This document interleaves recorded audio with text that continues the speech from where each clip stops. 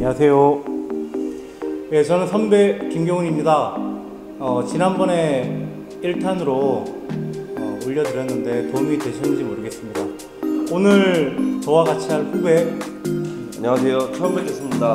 저는 후배 김길동이라고 합니다. 잘 부탁드리겠습니다.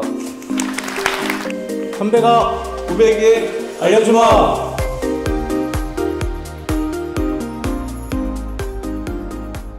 네, 선배님 지난 댓글 중에 어떻게 해야 건설 현장에 일을 나갈 수 있냐는 댓글이 있는데 알려주시겠어요? 예, 어떻게 건설 일을 시작할 수 있냐? 제가 아는 바로는 크게 세 가지가 있을 것 같습니다. 첫 번째로는 지인이 건설 현장에 일하는 경우, 혹시 야 누구야 함께 일해볼래? 이런 경우를 통해 가지고 건설 현장에 들어가는 방법이 있고요. 두 번째는 주로 인력사무소로 나가서 인연이 되는 경우가 있는데, 인력사무소는 접근성이 쉬운 반면에 단점이 하나 있죠. 하루 일당의 10%를 뺍니다. 내가 오늘 12만 원 받았으면 12,000원 빼고 실제로 108,000원 이렇게 받게 되고, 또 인력을 통해서 가면 일을 배우거나 기술을 배우는 게 굉장히 어렵습니다. 그리고 세 번째, 제가 가장 추천드리는 방법, 세 번째는 노동조합에 가입하는 방법입니다. 최근에 노동조합은 건설 현장을 찾아가서 교섭을 통해서 일자리를 확보하기 때문에 가장 손쉽게 현장에서 일을 할 수가 있고요.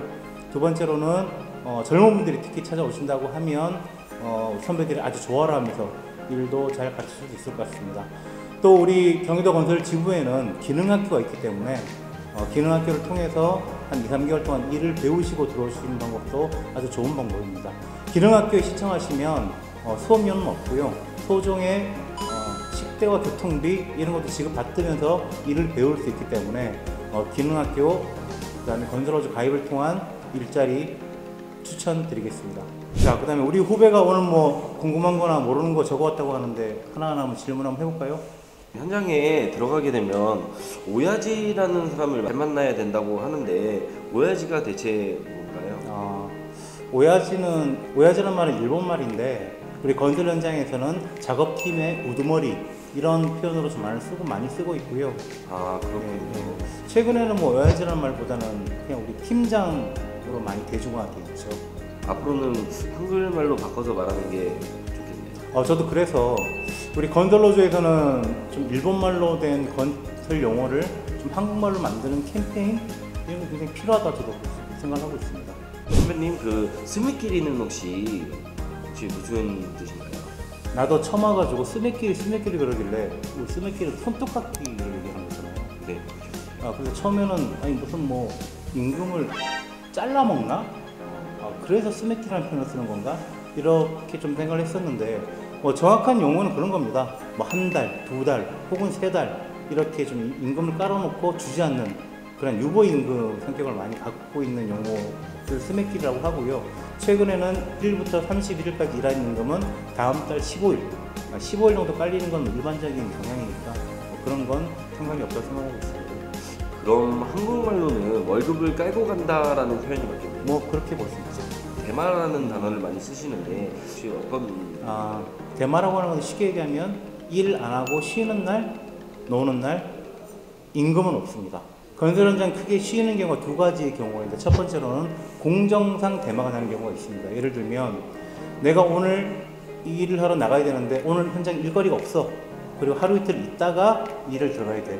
그럼 한 하루 이틀 정도 대마가 난다 이렇게 표현을 하고, 또 두 번째로는 대표적으로 비가 오거나 눈이 오거나 혹은 강풍, 태풍, 기상으로 인한 일을 못하는 날 있잖아요. 이런 날도 대만한다고 표현하고 있고, 처음에 현장에 가서 이제 야길이라는 단어를 많이 쓰시는데 야길이는 혹시 야기를 시작한다는 건 뭐냐면 다른 게 아니라 외부 벽체를 이제 우리 유럽풍이나 깽풍으로 세우는 작업을 얘기하는 거고, 그걸 눕히든 세워놓든 야기를 붙인다 이런 의미로 쓰면 될 것 같습니다. 그 스라브는 혹시 우리가 올라서는 바닥을 얘기하는 거예요. 네. 천정 이렇게 표현하는 게 아니고 우리가 서 있는 바닥이 슬라브고, 슬라브를 하기 위해서는 철근이 밑에 이제 바닥에 카판이나 폼이 있고 위에 철근이 깔리고 안에 배설이 들어가고 그 위에 콘크리트로 타설한 그 바닥을 얘기하는 것이 슬라브입니다. 철근이 배관이 되어 있는 양옆을 붙이는 걸 폼이라고 해요. 이 자리에서 좀 설명하기 굉장히 어려울 것 같고요. 다음 시간에 현장에 가서 폼의 종류, 그 다음에 폼 제작 방법, 야기를 붙이는 방법 이런 것들을 가볍게 얘기를 좀 하면 될 것 같습니다. 그러면은 제가 현장에 있을 때 나무 종류가 굉장히 많던데 그 나무 종류에 대해서 알려주실 수 있나요? 현장마다 종류가 조금 다른데 크게 목재가 한 5가지 종류 정도 될 것 같아요. 다루기, 투바이, 그 다음에 오백기. 오백기는 이제 산승각으로 표현하는데 이 3가지 종류의 나무, 그 다음에 합판으로는 합8짜리 합판, 36짜리 합판 이 5가지 종류가 정도 있고요. 현장마다 조금씩 목재는 조금 차이가 나요. 건설 현장은 보통 모든 길이 단위를 밀리미터로 사용하네요.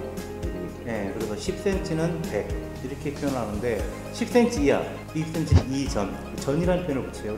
1전은 1cm, 2전은 2cm, 그다음에 100 이상은 그냥 100, 150, 200 이렇게 붙이는 방식으로 밀리미터 단위로 쓴다는 거 그렇게 표현하시면 좀 도움이 될 것 같습니다. 자, 오늘도 어쨌든 부족하지만 우리 여러분들 말씀드렸고요. 다음에 그 폼이라든가 혹은 여러 가지 더 많은 수백 가지 자재가 있기 때문에 여기에 대해서는 현장 가서 함께 알아보고 더 공부하는 걸로 하겠습니다. 그럼 오늘 영상은 여기서 마치도록 하고요. 혹시나 궁금한 게 있으신 분들은 아래 댓글에 적어주시면은 다음 영상에 알려드리도록 하겠습니다. 댓글, 좋아요 부탁드리겠습니다. 예, 선배가 후배에게 알려주마! 고맙습니다.